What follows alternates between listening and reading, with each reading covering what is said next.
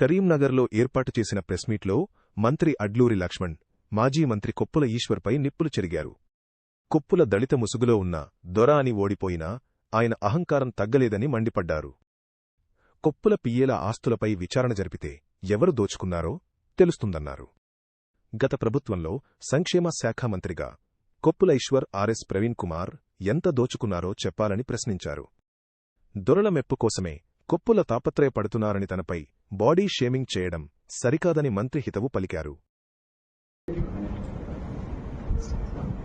కమిషన్లా దోసుకొని దాచుకునే ప్రభుత్వంలో పనిచేసే ఒక మరణంలో పనిచేసి సంక్షేమ శాఖ మంత్రిగా పనిచేసి ఆయన సంక్షేమ శాఖ మంత్రిగా పనిచేసాడు.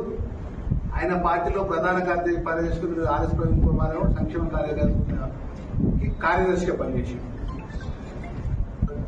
మరి సంవత్సర కాలం అయింది బాధ్యత తీసుకుని. ఈ సంవత్సర కాలంకి వెళ్ళి కార్యదర్శిగా ఉన్నటువంటి పనిచేసినటువంటి బీఆర్ఎస్ ప్రధాన కార్యదర్శి ఆర్ఎస్ ప్రవీణ్ కుమార్, నేనే రాజును నేనే మంత్రిని, నేను 50,000 ఓట్ల మెజార్టీతో గెలుస్తా, ఈ లక్ష్మణ్ కుమార్ నాకు ఒక పోటీయా అని మాట్లాడిన కొప్పులీశ్వరుడు ఈ సంవత్సర కాలంకి వెళ్ళి ఎందుకు మాట్లాడలేదు?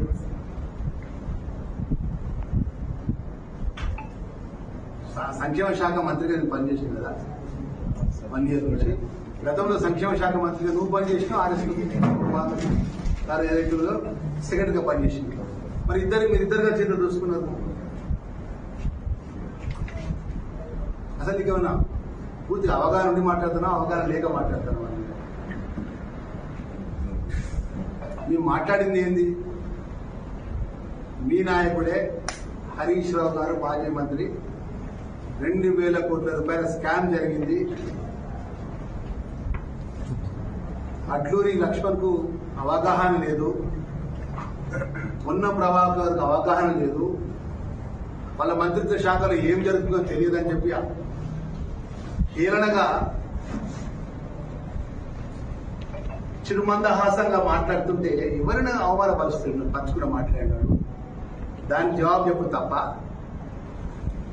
సూటిగా జవాబు చెప్పినా కదా. నువ్వు డొక్క తిరగలే కదా.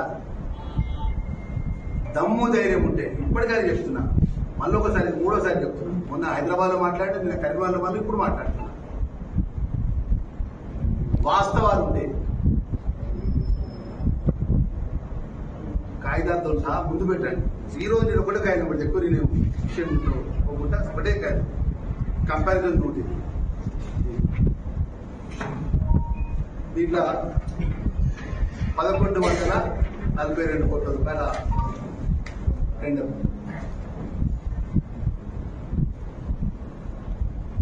ఇదంతా మీద కాపీ ఇస్తారు.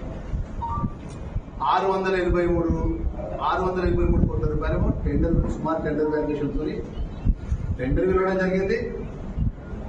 మిగతా 500 కోట్ల రూపాయలేమో ప్రభుత్వ రంగ సంస్థలకు ప్రభుత్వ రేటు నిబంధనకు అనుగుణంగా ఇవ్వడం జరిగింది. ఎందుకంటే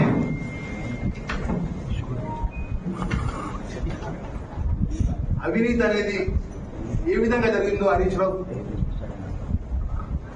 రుజువు చేస్తే నేను రాజీనామాకు సిద్ధమని చెప్తాను.